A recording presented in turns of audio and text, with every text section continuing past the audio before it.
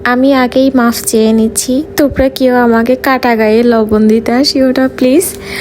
যারা হচ্ছে আমাকে বলছে যে আপু এত দূর থেকে এই বৈশাখী মেলাতে না আসাটাই অনেক বেশি ভালো হবে, বাট আমি কি হ্যাঁ হ্যাঁ হ্যাঁ যাই হোক, আসসালামু আলাইকুম সবাইকে। সবাই কেমন আছেন? আলহামদুলিল্লাহ আমি অনেক ভালো আছি।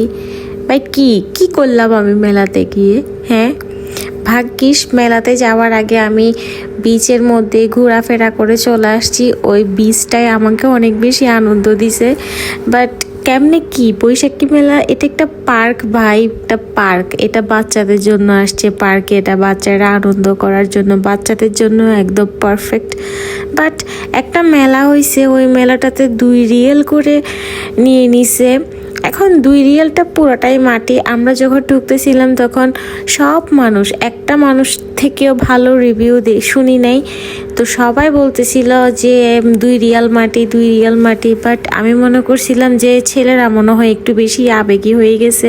বাট আমি যখন ভিতরে ঢুকলাম তো দেখলাম যে ভাই আসলেই মাটি হয়ে গেছে আমাদের দিনটা না, রাতটা। কারণ দিনে আমরা বিচে ঘুরছি, ওগুলা অনেক মানে ভালো এনজয় করছি। বাট যখন মেলাতে গেলাম কি বলবো আর। তারপর হচ্ছে কয়েকটা আপুর সাথে দেখা হয়ে গিয়েছিল। যারা আমার সাথে কথা বলছে তারা অবশ্যই কমেন্ট করবে আমাকে, বুঝছো? তো ওদের সাথে দেখা হয়ে কথা হয়ে অনেক বেশি ভালো লাগছে। এখন কথা হচ্ছে, তোমরা যে 2 রিয়েল করে করে সব মানুষ থেকে নিলা, হ্যাঁ, তো তোমরা একটু ভালো করে একটু আয়োজন করতে পারতা। আর হ্যাঁ, আরেকটা কথা, যারা আমাকে বলেছিলেন টাকা আর সময় দুইটাই নষ্ট বা এই মেলা নিয়ে বাজে মন্তব্য করেছিলেন, বাট আমি কানে নিয়ে নেই। আমি হচ্ছে তো হচ্ছে আপনারাই রাইট, আমি রং ছিলাম। যারা অনেক দূর দূরান্ত থেকে শুধুমাত্র বৈশাখী মেলার নামটা শুনে গেছে তাদের অভিজ্ঞতা অনেক বেশি বাজে। তারপর আমি 2টা স্টল থেকে 2 প্লেট ফুচকা অর্ডার করছিলাম। 2টা স্টলের 2 প্লেট ফুচকায় আমার গালে গালে থাপড়াইছে।